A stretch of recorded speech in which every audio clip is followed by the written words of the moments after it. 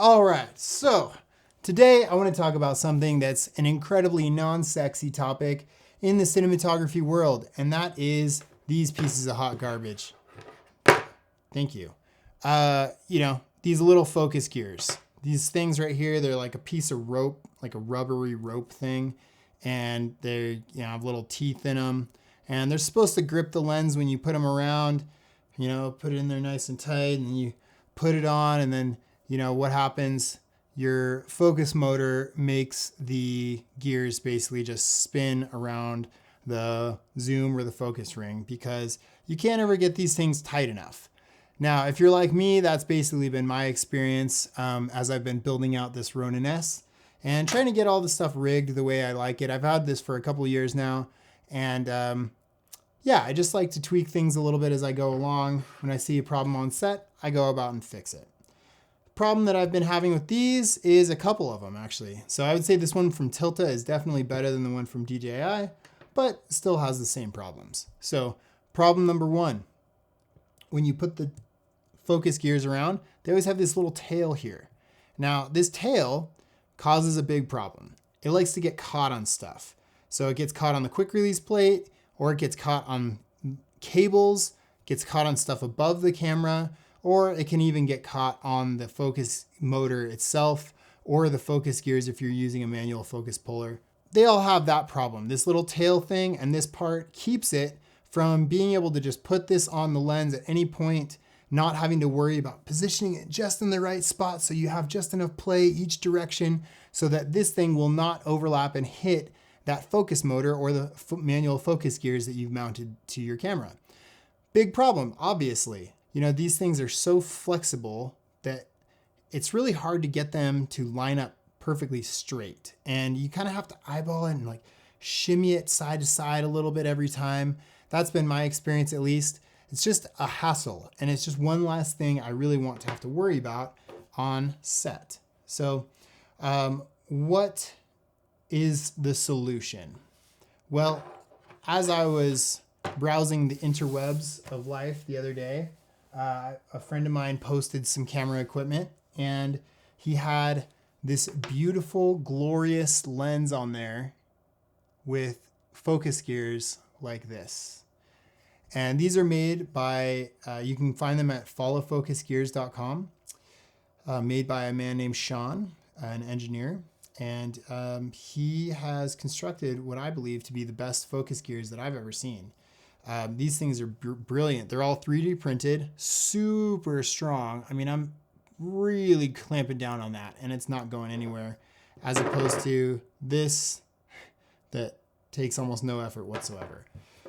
So they're strong. These things are precision engineered to slide directly over the camera, the focus or the zoom ring of your camera lens, like you see here on the 16 to 35.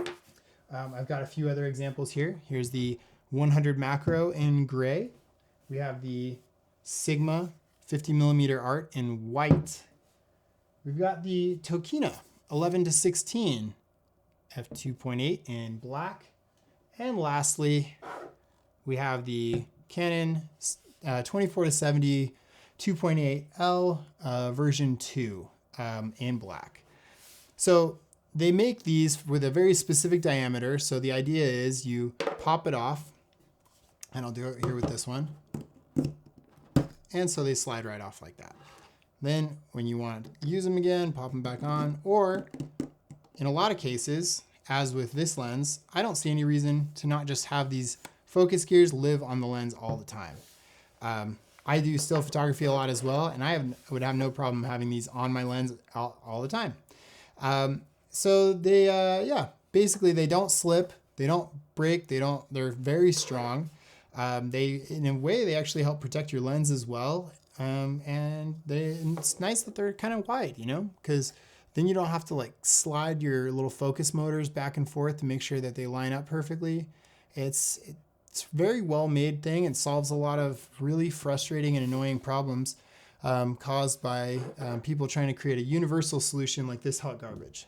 They come in a lot of different colors. If you want to pick up one to match each lens, or maybe color code them so that you if you do take them off and put them back on, you can just reach for one really quickly in like a, a big bin of a whole bunch of them like these, knowing exactly which one is which. I will say that they also do come labeled on the inside here. They have a little label that says which lens they go to and whether or not it's the focus or the zoom lens. If it is a zoom lens, it has it. Unlike, this one and this one are not zoom lenses, so they just have a focus ring, obviously. Let's see, what else to talk about? Oh yeah, the fit, getting them to fit right. So these are extremely, they have extremely tight tolerances on these. I would say out of all the ones that I got here, so I have 1, 2, 3, 4, 5, 6, 7, 8, 9, 10 different focus rings.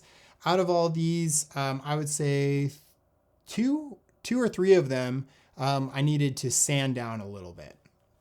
So they suggest using 100 grit sandpaper. I ended up using instead a fine grit Dremel tool, and I just kind of sanded the inside out just a little bit along the inside here, lightly sanded it, and then I used 2000 grit wet sandpaper and then smoothed it all out, and they're perfect. So that's what I used. It worked really great for me. Highly suggest it. They also suggest using a heat gun or a blow dryer to just heat up the focus gears so they kind of expand a little bit. Then you slide them on down, and then as they cool, they'll contract and be really nice and tight. I didn't want to do that method because I didn't want to have to try and heat them up again to get them off if I ever decided to take them off. So I just decided to sand them. It seemed like more of a permanent solution, but I don't know, maybe I'm wrong. Maybe it's not an issue to heat them up again and pull them off. I don't know. And the only real problem or issue that I've seen with these, in my opinion, is that some of the lenses, and in my case, it's all the prime lenses, you can't flip the lens hood around. So like this, kind of just stops because the focus gears make the lens a little bit wider, and then it contacts the edge of the lens hood. So that's a little bit of annoyance, but this lens doesn't do that. The 16 to 35 doesn't have that problem. This Tokino 11 to 16 doesn't have that problem. The only lenses that I have focus gears for that do have that problem is this 100 macro and this 50 Sigma art. So if that's something that bothers you, I would say stay clear of the focus gears for these lenses, but all the rest of them you're really in the clear for. I love that these are nice and wide. Just in practical usage, I found that it's so nice to just be able to slide it in and not have to worry about like sliding the focus motors around because there's such a wide contact patch. It's really nice. So again, if you want to buy them, they are at followfocusgears.com. I think right now they're about $35 for a focus ring, and then $55 for a zoom ring. Sorry, $55 for both focus and zoom rings. Obviously that's more expensive than nothing because some of those garbage ones come with your focus motors, but they also come with a big bag of problems that these solve. And so I think for the problems that they solve, it's a great price. I wouldn't hesitate to do it. And yeah, so hopefully you guys have found this useful. If you want to subscribe, go for it. But it's, I make my money off contract work. I don't make it off of YouTube. I just do YouTube videos like this because I like to give back to the film community, and I like to help other people that are searching for similar things to solve similar problems that I'm looking for. Yeah, and I think that about wraps it up. If you have any other questions about these gears, feel free to leave them in the comments below.